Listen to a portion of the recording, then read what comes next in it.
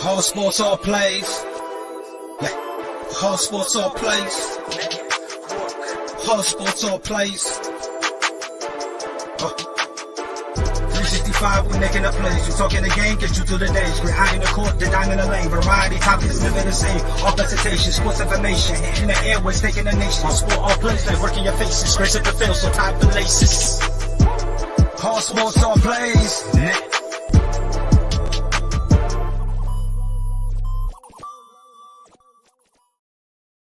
What's going on? What's going on? What's going on? It's a beautiful day. I'm super happy to be back. It's a beautiful Tuesday afternoon. I hope everybody had an amazing start to your week. I know I did, sarcastically. But of course, we are back talking about everything Chicago sports. I am Mike Hughes, the Shy Kid. You can follow me on TikTok, Instagram, or all streaming platforms on the Shy.Kid if you want all your Chicago sports updated pages.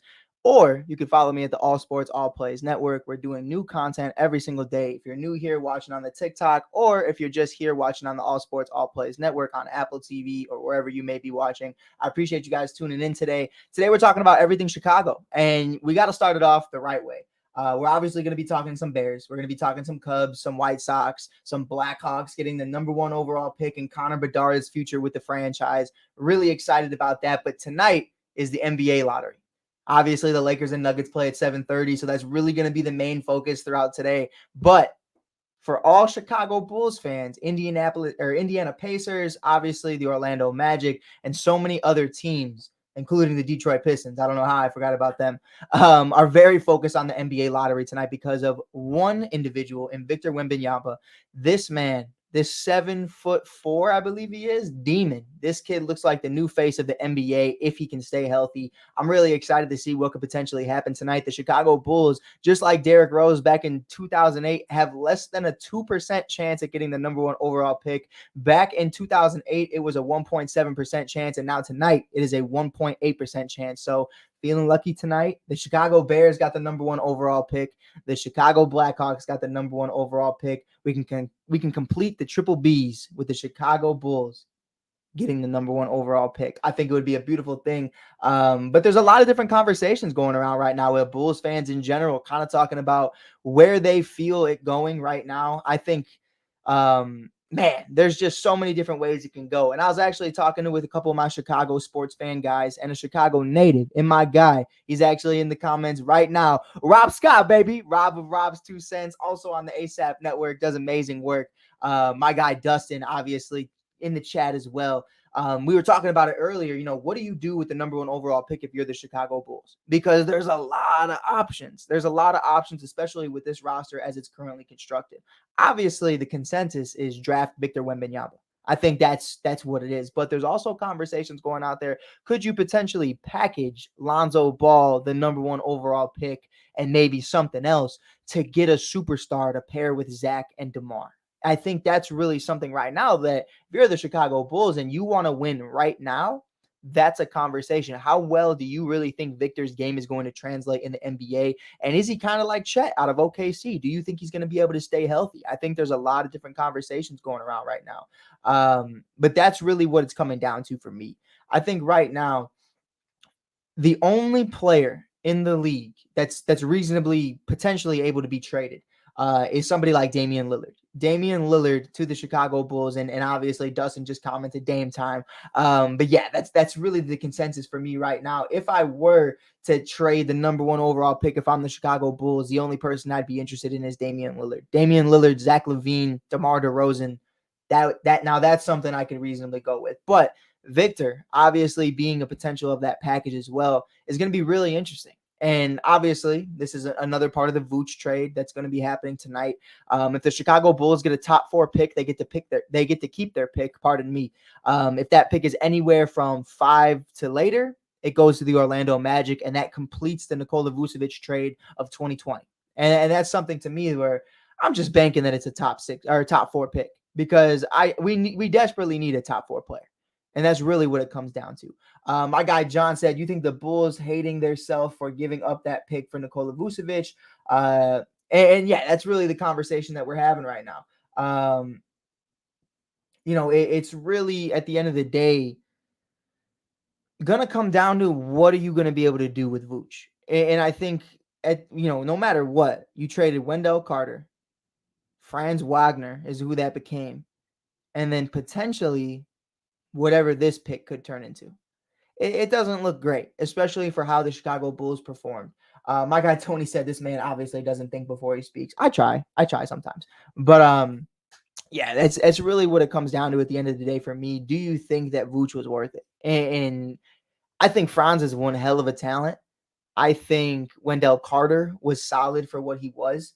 But at the end of the day, we weren't going to get anywhere with Wendell Carter Jr. at center. And I think he just needed that time and that experience elsewhere to really just continue to flourish his game. I think Orlando helps him a lot because obviously, if you look at Vooch in Orlando versus with the Bulls, when you're in an organization where there's not a lot going on, it's really easy to kind of stat pad and really just boost your ego and just boost yourself into just thinking like, okay, maybe I can stay in the NBA. So that's really something for me that I think, just kind of helped both sides. Vooch actually going to a contender, a quote unquote contender. That's something for me that I think benefited him, but it also showed his weaknesses at the same time. So I think later on, we can answer that question on who won that trade. Vooch obviously going to the Bulls, or obviously everybody in Orlando getting everybody they got. But I think it's too early to tell. Obviously, the Bulls made 2 playoff appearances with Vooch and got swept in the first round both times. So it really means nothing. Really, they made the playoffs once, and then they made the play in the second time. Pardon me. But yeah, that's really what it comes down to. John had a question really quick. If you get a top 4 pick and Victor not there, who is the next person you would want? Scoot, Brandon Miller. I could see the Bulls going after someone like Tyus Jones to replace Lonzo Ball this year. If he will miss 80% of the season or more. Yeah, I think, that's really something for me. Tyus Jones would probably be the guy that I would go after if I'm the Chicago Bulls, but I don't see the Memphis Grizzlies letting him go anytime soon, especially after everything that just occurred with Ja Morant, what that lengthy suspension with Ja is going to be.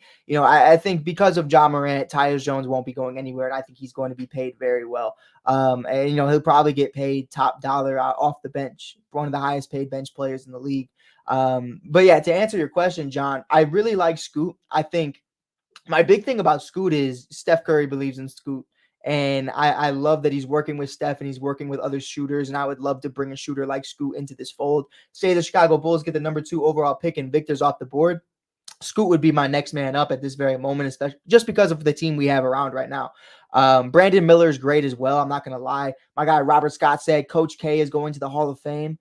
Is that like officially official? I haven't seen the notification yet, but I mean it's well deserved, so I'm not mad at it. Congratulations to Coach K. But yeah, and Rob Scott made a great point. We need a floor general, and I think that's something for me. I keep saying that, but I mean, asking my opinion. It's definitely going to be tough to convince me that we can rock out with Patrick Beverley or Alex Caruso or Ayo Dosunmu or Kobe Wyatt or whatever the case may be, or a guy like Goran Dragic for half a season again. I need a legitimate guy that can go out there, not only facilitate the floor to Rob's point, but also score the basketball. I think Lonzo Ball was a great asset to this team, but I think he's an scapegoat a lot of the time because at the end of the day, Lonzo was not going to average more than 15 points per game on the regular. And I think that's something where if you could get a guy like Damian Lillard, I don't even want a guy like Chris Paul. If you could get a guy like James Harden, if you could get a guy like, or who James Harden is supposed to be, or a guy like Damian Lillard, that's a guy who can not only facilitate the floor and shoot the 3 ball, but average 20 plus points a night. And I think that's really where the Chicago Bulls lacked is when you look at their starting 5 and you look at the issues that they had. You're looking at your starting 5, 2 of them cannot average more than 10 points per game in Patrick Beverley and Patrick Williams. The double Pats. I mean, both Pats struggled to combine for 20 points, nonetheless, even scored 20 points on their own. And obviously, Patrick Beverley, that's not his role, but he was thrown into that role. And I think that's the issue with being a starting point guard in today's game. You have to be able to not only facilitate the game, but also score. It's so important nowadays. I mean, you look at Ja. I wouldn't say Ja's a great facilitator. I would say Ja's a great scorer, but he could also handle the rock.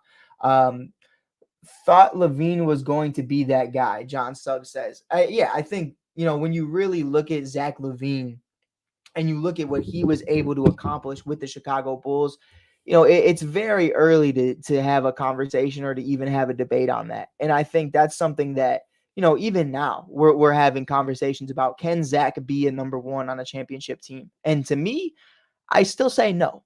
I still say no. I still think Zach LaVine could be a number 2 or a number 3, kind of like he's to me, and this isn't a comparison on their game or their talent, but he's like a Chris Middleton to me.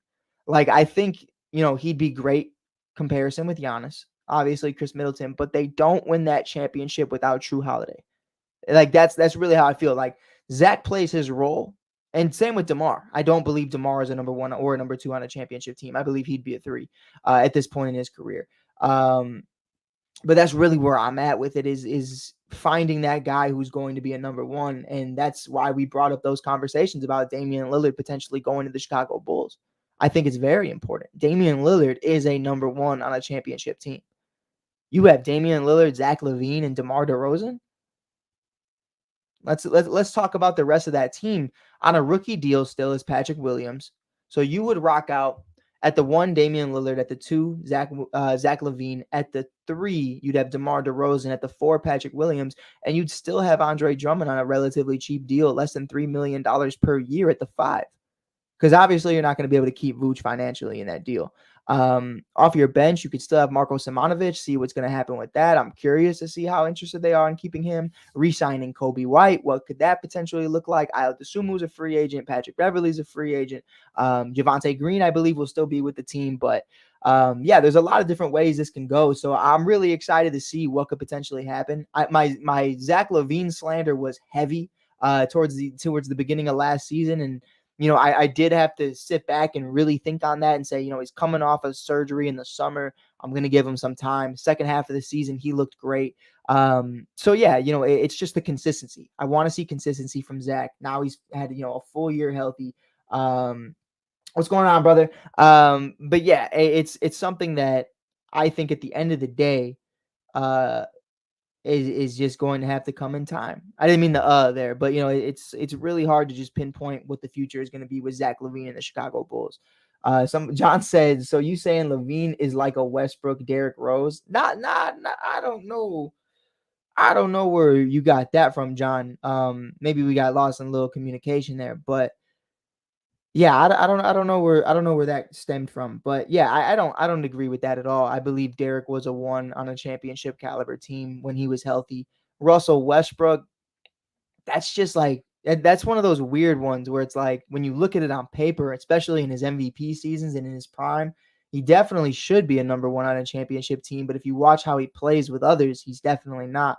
Rob Scott says he's like a CJ McCollum. Yeah, and you know what? To that point, I would say he's a more well-rounded CJ McCollum. I'd say he's a little bit higher than CJ, but the role and what he plays in and the style he plays in is very similar. Or Donovan Mitchell. And you know what? I'm a huge Donovan Mitchell fan. I'm a Donnie fanboy. I remember when Don dropped 71 on Zach LaVine.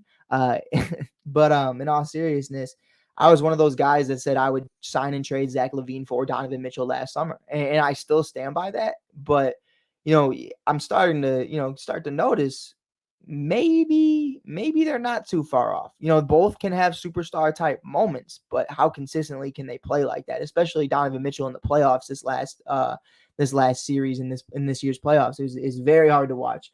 I've been good, brother. I appreciate you tuning in. I appreciate you being here. We're just live right now on the All Sports All Plays Network. This isn't a scripted show. We're just kind of just talking with you guys on the live, getting the fans' opinions. I do apologize if I haven't been reading the TikTok lives. I'm trying to keep up. Who do you think is winning the North? It bear down, baby, all day, every day. Got the JF1 T-shirt on today. That's QB1, baby. So I'm really excited about that for the Bears. We're actually going to be talking about Bears coming up next. But yeah, we're just finishing off the Bulls right now. We're about 15 minutes in. So, hopefully tonight, again, if we get a top 4 pick, we get to keep it. If it's 5 to anywhere else, it goes to Orlando for the Vooch trade. Rob Scott said CJ over Zach LaVine. Rob Scott, you get out of here. You get out of here. I'm not arguing today. He also said bear down, baby. But getting into the Bears, man. Getting into the Bears and OTAs, really excited about it. Obviously, Johnson, Darnell Wright, and so many others are joining this team. I'm excited, man. I'm excited. DJ Moore is getting after it with Justin Fields already. Darnell Mooney is already doing his thing. I mean, Khalil Herbert has a chip on his shoulder after they drafted a running back in the 4th round. It's going to be really interesting to see what the future holds for the Chicago Bears right now. And I think, to kind of keep this one shorter, we're not going to be going too far deep into the Bears today, just because there's not too much to talk about. But I'm really excited to see what Matt Eberflus is going to look like. I think that's really the question I have, is what is that going to look like? How is he going to act now that he's a leader? It's one of those conversations where the first year, man, team was awful. Team was awful. Team was dookie. Team was buns. And you can't make an excuse for it. But now, there's a conversation, Matt, we got to start winning games. That's really what it comes down to. Now, offensively, we went 0-7, I believe, throughout a stretch. But in that 0-7 period, we were scoring 30-plus points a game on average. And I think that's something to really take into note, especially with Luke Getsy and the offensive line and the offensive coordinators in the room. I'm excited to see what it could potentially look like with DJ Moore. Obviously, Robert Tonyan is a red zone threat. Cole Kmet emerging into another year. Hopefully, he continues to break out. Like John said, Nate Davis. I'm really excited to see what Nate Davis and Darnell Wright can do. I did just see Sam Mustipher, I believe, signed with the Ravens, which is crazy. I believe we still have Sam Mustipher's brother, if I'm not mistaken. We have Penei Sewell's brother as well. We have Emmanuel St. Brown. We got all the brothers. But yeah, it's going to be fun, man. It's going to be interesting. It's going to be exciting. I'm ready for Bears football, man. I'm trying to get to as many training camps as I can. I'm going to try to sneak my way in, see if I can get any credentials for anything. We'll see what happens. Probably not, but we'll see what happens. I'll keep you guys updated. And it's going to be a lot of fun. It's going to be a lot of fun. I'm pumped. I'm excited. The Bears right now, the fact that we're having the conversation that the Bears could win the North is just fun.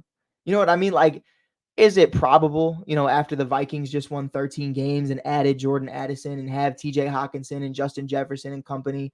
Probably not. Is it probable after the Lions just added one of the best secondaries and revamped that defense?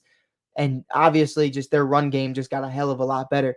Probably not. But the fact that we're in that conversation and Aaron Rodgers is out of the North, I'm having a great time just being here. Happy to be here. Sean, what's going on, brother? My guy said, bear down, brother. Yes, sir, Brian. Going to any games this upcoming season? Actually, I was actually going to check that out right now. I'm really trying to be at as many games as I possibly can. I'm currently actually saving up for those games, and a few other things that I'm really just trying to just save up for and be a part of, because, man, I mean, Bears games are second to none in my personal opinion. They're so much fun. They're everything you expect them to be. So the home games at Soldier Field this year will be the Denver Broncos, the Atlanta Falcons, the Carolina Panthers, the Las Vegas Raiders, the Arizona Cardinals, the Detroit Lions the Lions, the Vikings, the Packers. Out of those home games, I want to try to make an appearance. I would say I'd really want to go to the Vikings game. I'm a big Justin Jefferson fan. I'd love to see Justin Jefferson in person. And because of when it's scheduled, I believe this game is actually going to be, let me check what week it is so I don't mess it up. Week 10. Week 10, the Chicago Bears on a Thursday night are playing against the Carolina Panthers. And let's be real with ourselves. By week 10, I'm going to go out on a limb and have a hot take and say that I think it's safe to say Bryce Young will be starting by week 10 because Andy Dalton is just incapable. I mean, Justin Fields had Andy Dalton as his QB1 and he started week 2, week 3. So, and you even saw him in week 1. So I think, there's definitely a legitimate conversation that Justin Fields could face off against Bryce Young, number 1 pick versus obviously Justin Fields, who they decided to roll with. So that would be really interesting to see that. I think it would just be a good game overall. Plus DJ Moore playing against the Panthers since getting traded. I think it would be a lot of fun. You have to go on November 9th against the Panthers. Yeah, that was yeah. John, I just saw that comment. Yeah, I'm really interested in that one. I really want to see Justin Jefferson while he's still in the division, because you never know what's going to happen with the Vikings. Obviously how they handle Stephon Diggs. I doubt they handle a guy like Justin Jefferson like that the same way, but they also let Randy Moss go, and my guy Dustin's still fed up about that as well. So, yeah, it's really where I'm at. My guy, what's going on? I'm in this world, baby. My favorite sing. Let me get a couple more comments in here. My name, man. Sean, don't play with me. But yeah, man, I'm really that's really where I'm at with it right now. I think the Bears season is going to be a beautiful time. I think it's going to be a great time. I'm pumped. I'm excited about it. Really quick transition though. I know it's not everybody's cup of tea. We're going to be going live later tonight, breaking down the preseason and the season starting this Friday as a whole. Obviously, you guys know I'm a reporter for the WNBA in the Chicago Sky. We're having a blast getting into it, man. I mean, this season is going to be so much fun. Kahleah Copper, Courtney Williams, and so many others. I mean, it's just going to be a blast. It's going to be a blast. I want to give that some love really quickly. There's not too much going on with that. They did just play in Toronto for the very first time in WNBA history, so that was super dope. Kahleah Copper got to hang out with Drake, take a couple pictures in the six, so that was dope. But I'm going to save that for later tonight's episode. Definitely tune back in for that one. We're going to be breaking down all of our interviews so far throughout the year with Kayana Traylor, Kahleah Copper, Courtney Williams, Alana, and so many others.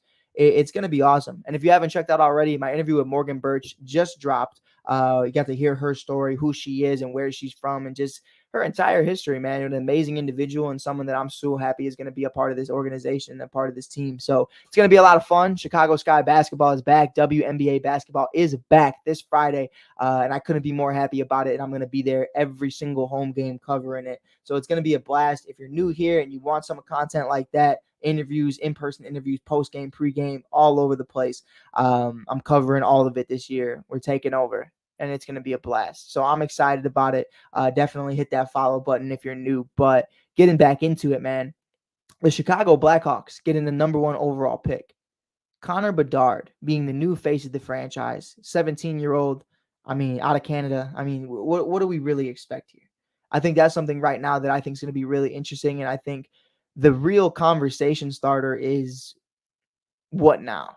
Because this was originally a rebuild that I saw going 4 to 5 years, truthfully, after they tore everything down. You knew Johnny wasn't staying. You knew Kaner was probably getting traded. You didn't know the state of Tays, but because of the health, couldn't trade him. But you knew he was probably out the door. Both are out the door. Both have made it clear that they're probably not coming back anytime soon.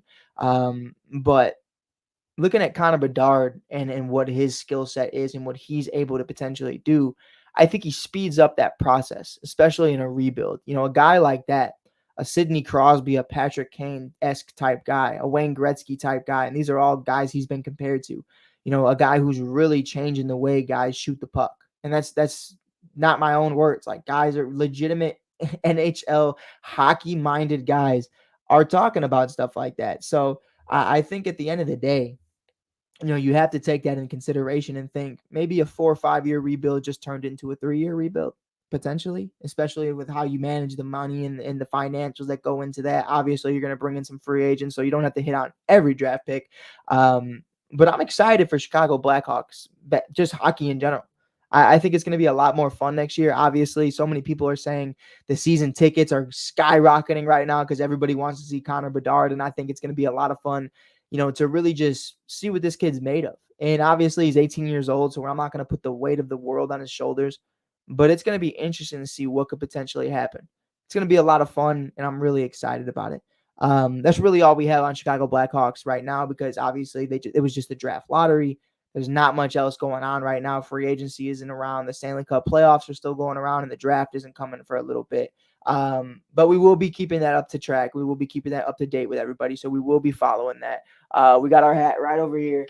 So I don't want to hear anybody tell me I'm not a fan because we used to rock with the Blackhawks so heavy. I remember me, my sister, and her now husband.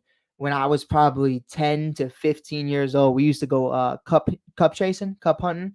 You know, the Blackhawks, Jonathan Toews, Patrick Kane, Marian Hossa, Andrew Shaw and company, they would go to these bars or they'd go to these clubs or go to these events and they'd bring the cup all these different places. And every Blackhawks fan would just try to be wherever they were, just having a fun time and interacting with the team. I remember I got to meet Corey Crawford, Andrew Shaw, Scott Darling, a bunch of other guys, man. I mean, it's an amazing time. Joe Quinville. I mean, it was just a blast. It was just a blast.